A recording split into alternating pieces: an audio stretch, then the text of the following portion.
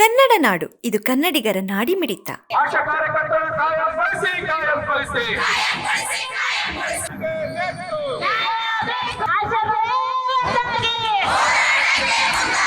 ಸಂಯೋಜನೆಗೊಂಡಿರ್ತಕ್ಕಂಥ ಕರ್ನಾಟಕ ರಾಜ್ಯ ಸಂಯುಕ್ತ ಆಶಾ ಕಾರ್ಯಕರ್ತರ ಸಂಘಟನೆಯಿಂದ ಬಳ್ಳಾರಿಯಲ್ಲಿ ಅನಿರ್ದಿಷ್ಟ ಒಂದು ಪ್ರತಿಭಟನಾ ಧರಣ ನಾವಿಲ್ಲಿ ಮಾಡ್ತಾ ಇದೀವಿ.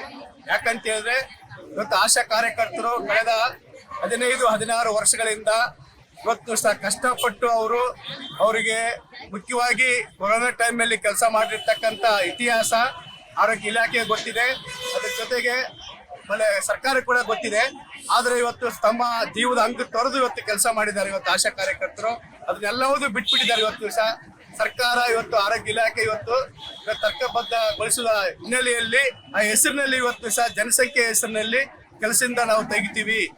7,000 ಆಶಾ ಕಾರ್ಯಕರ್ತರ ಕೆಲಸ ತೆಗಿತೀವಿ. ಎಸ್ಪೆಷಲಿ ಬಳ್ಳಾರಿಯಲ್ಲಿ 200ಕ್ಕೂ ಹೆಚ್ಚು ಆಶಾ ಕಾರ್ಯಕರ್ತರ ಕೆಲಸ ತೆಗಿತೀವಿ ಅಂತ ಇವತ್ತು DH ಅವರು ಹೇಳ್ತಾ ಇದ್ದಾರೆ. ನಾವು ಸರ್ಕಾರಕ್ಕೆ, ಆರೋಗ್ಯ ಇಲಾಖೆಗೆ, DH ಕೇಳ್ತಾ ಇದೀವಿ. ಇವತ್ತು ಕಷ್ಟಪಟ್ಟು ಕೆಲಸ ಮಾಡಿರ್ತಕ್ಕಂಥ ಆಶಾ ಕಾರ್ಯಕರ್ತರು ಇವತ್ತು ಅವ್ರ ಕುಟುಂಬಗಳು ನೋಡ್ಕೊಳ್ಳಿಲ್ಲ, ಅವ್ರ ದುಡ್ಡು ಬರದೇ ಇರ್ಲಿ ಅದಕ್ಕೆ ಬೆಲೆ ಕೊಡ್ಲಿಲ್ಲ. ಅವರು ಇವತ್ತು ಆಶಾ ಕಾರ್ಯಕರ್ತರು ಆರೋಗ್ಯ ಇಲಾಖೆ ಬೆಲೆ ಕೊಟ್ಟಿದ್ದಾರೆ, ಸರ್ಕಾರಕ್ಕೆ ಬೆಲೆ ಕೊಟ್ಟಿದ್ದಾರೆ, ಜನಗಳಿಗೆ ಬೆಲೆ ಕೊಟ್ಟಿದ್ದಾರೆ. ಈ ಹಿನ್ನೆಲೆಯಲ್ಲಿ ಇವತ್ತು ಸರ್ಕಾರ ಅವ್ರನ್ನ ಕೆಲಸದಿಂದ ವಜಾ ಮಾಡಕ್ ಕೊಟ್ಟಿದ್ದಾರೆ.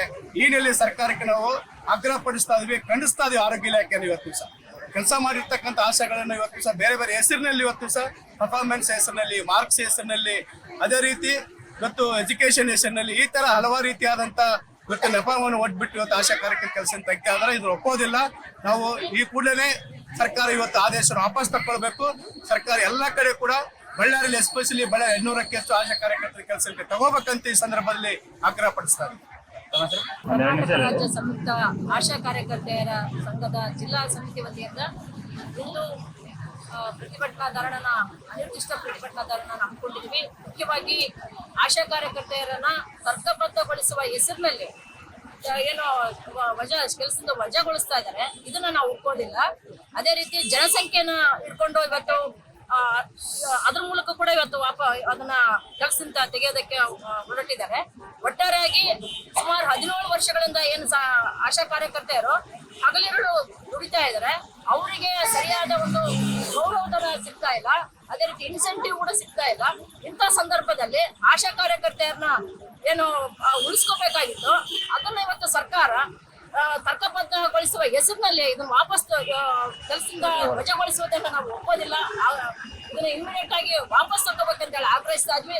ಅದೇ ರೀತಿ ಎಷ್ಟೋ ಆಶೆಗಳು ಏನು ಕೆಲಸ ಮಾಡ್ತಾ ಇದ್ದಾರೆ, ಅವರಿಗೆ ಕೆಲಸ ಮಾಡಿದಂತ ತಕ್ಕಂತೆ ಇನ್ಸೆಂಟಿವ್ ಬರ್ತಾ ಇಲ್ಲ. ಇವತ್ತು ಯಾವ್ದೋ ಒಂದು ಆ್ಯಪ್ಗಳನ್ನ ಸುಮಾರು RCH ಪೋರ್ಟಲ್ ಅಂತೇಳಿ, ಆಶಾ ಪೋರ್ಟಲ್ ಅಂತೇಳಿ ಸುಮಾರು ಆ್ಯಪ್ಗಳನ್ನ ತಗೊಂಡ್ಬಂದಿದ್ದಾರೆ. ಆದ್ರಿಂದ ಕೂಡ ಅನ್ಯಾಯ ಆಗ್ತಾ ಇದೆ. ಮತ್ತೆ ಇವಾಗ ಅದನ್ನ ಸರಿಪಡಿಸ್ತಾ ಇಲ್ಲ. ಅದು ಸರಿಪಡಿಸೋದ್ ಬದಲು ಸ್ಪರ್ಶ ಅಂತೇಳಿ ಒಂದು ಆ್ಯಪ್ ತಗೊಂಡ್ಬಂದಿದ್ದಾರೆ. ಅಲ್ಲಿಂದ ಕೂಡ ಇವಾಗ 3 ತಿಂಗಳಿಗೊಮ್ಮೆ 4 ತಿಂಗಳಿಗೊಮ್ಮೆ ಆಶಾಗಳಿಗೆ ಇನ್ಸೆಂಟಿವ್ ಬರ್ತಾ ಇದೆ. ಸೊ ಒಟ್ಟಾರೆಯಾಗಿ ಅವ್ರಿಗೆ ಕೆಲಸ ಮಾಡ್ತಕ್ಕಂಥ ಏನು ಕೆಲಸಕ್ಕೆ ತಕ್ಕಂತ ಏನು ಇನ್ಸೆಂಟಿವ್ ಬರ್ಬೇಕಾಗಿತ್ತು, ಅದನ್ನ ಇವತ್ತು ಬರ್ತಾ ಇಲ್ಲ. ಸೊ ಅದನ್ನ ಸರಿಪಡಿಸಿ ಅಂತ ಹೇಳಿದ್ರೆ ಇವತ್ತು ಜನಸಂಖ್ಯೆ ಹೆಸರಲ್ಲಿ ಅವ್ರನ್ನ ಕೆಲಸದಿಂದ ವಜಾಗೊಳಿಸೋದನ್ನ ನಾವು ಒಪ್ಪೋದಿಲ್ಲ. ಇದು ಸರಿಯಲ್ಲ ಅಂತಂದೇಳಿ ನಾವು ಇವತ್ತು ಸರ್ಕಾರಕ್ಕೆ, ಅದೇ ರೀತಿ ಆರೋಗ್ಯ ಇಲಾಖೆಗೆ ನಾವು ಈ ಮೂಲಕ ಆಗ್ರಹಿಸ್ತಾ ಇದ್ದೀವಿ. ಈ ದಿನ ಕರ್ನಾಟಕ ರಾಜ್ಯ ಸಂಯುಕ್ತ ಆಶಾ ಕಾರ್ಯಕರ್ತೆಯರ ಬಳ್ಳಾರಿ ಜಿಲ್ಲಾ ಸಮಿತಿ ವತಿಯಿಂದ ಆಶಾ ಕಾರ್ಯಕರ್ತೆಯರ ಅನಿರ್ದಿಷ್ಟ ಹೋರಾಟನ ನಾವು ಹಮ್ಮಿಕೊಂಡಿದ್ದೀವಿ. ಇದಕ್ಕೆ ಮೂಲ ಉದ್ದೇಶ ಅಂತಂದ್ರೆ ಆಶಾ ಕಾರ್ಯಕರ್ತೆಯರು ಕಳೆದ 17-18 ವರ್ಷಗಳಿಂದ ಕಾರ್ಯನಿರ್ವಹಿಸ್ತಾ ಇದ್ದಾರೆ. ಕೋವಿಡ್ ಅಂತ ಸಂದರ್ಭದಲ್ಲಿ ಎಲ್ಲರೂ ನೋಡಿದ್ದಾರೆ ಯಾವ ರೀತಿ ನಿಜಕ್ಕೂ ಕೂಡ ಫ್ರಂಟ್ ಲೈನ್ ವಾರಿಯರ್ಸ್ ಅಂದ್ರೆ ಮುಂದೆ ನಿಂತು ಹೋರಾಟ ಮಾಡಿದಂತ ಸೈನಿಕರು ಅಂತಂದು ಏನ್ ಬಿರುದು ಕೊಟ್ಟಿದ್ದಾರೆ, ಅಕ್ಷರಶಃ ಆ ರೀತಿ ಕೆಲಸ ಮಾಡಿದ್ದಾರೆ. ಸೊ ಅದರಿಂದಾಗಿನೇ ನಮಗೆ ಕೋವಿಡ್ ನ ನಿಯಂತ್ರಣ ಮಾಡಕ್ ಆಗಿದೆ ಅಂತ ಬಿರುದುಗಳು ಬಂದಿದ್ದಾವೆ. ಇಷ್ಟು ಸೇವೆ ತಗೊಂಡಿರುವಂತವ್ರು ಈಗ ಆರೋಗ್ಯ ಇಲಾಖೆಯಿಂದ ಒಂದು ಸುತ್ತೋಲೆ ಹೊರಡಿಸಿದ್ದಾರೆ. ತರ್ಕಬದ್ಧಗೊಳಿಸ್ತೀವಿ, ಆಶಾ ಕಾರ್ಯಕರ್ತೆಯರನ್ನ ತರ್ಕಬದ್ಧಗೊಳಿಸೋ ಹೆಸರಿನಲ್ಲಿ ಆಶಾ ಕಾರ್ಯಕರ್ತೆಯರನ್ನ ಕೈ ಬಿಡುವಂತ ಹುನ್ನಾರನ ಈಗ ಮಾಡಿದ್ದಾರೆ. ಅವ್ರೇನ್ ಹೇಳ್ತಾರೆ, ಸುಮಾರು ಈಗ ಆಶಾ ಕಾರ್ಯಕರ್ತೆಯರಿಗೆ 1000 ಜನಸಂಖ್ಯೆ ಇಲ್ಲ ಅಥವಾ ನಗರ ಪ್ರದೇಶದಲ್ಲಿ 2000 ಜನಸಂಖ್ಯೆ ಇಲ್ಲ ಅಂತ ತೆಗಿತೀವಿ ಅಂತ ಹೇಳ್ತಿದ್ದಾರೆ. ನಗರ ಪ್ರದೇಶದಲ್ಲಿ 2 ಅಲ್ಲ, 4,000, 5,000, 10,000 ತನಕ ಒಬ್ಬ ಆಶಾ ಕೆಲಸ ಮಾಡ್ತಿದ್ದಾರೆ. ಈಗಿದ್ರು ಕೂಡ ತೆಗಿತೀವಿ ಅಂತಾರೆ.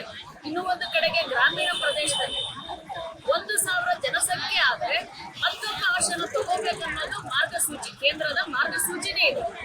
ಇದನ್ನ ಮಾರ್ಗಸೂಚಿನ ಉಲ್ಲಂಘನೆ ಮಾಡ್ತಾ ಇದಾರೆ ಅಂತ ನಾನು ಹೇಳಕ್ ಇಷ್ಟಪಡ್ತೀನಿ. ಯಾಕಂದ್ರೆ 1,000 ಮೇಲಾದ ಮೇಲೆ ಒಂದು 1,200 ಜನ ಇದ್ರು ಅಂದ್ರೆ ಇನ್ನೊಬ್ಬ ಆಶನ ತಗೋಬೇಕಾಗುತ್ತೆ.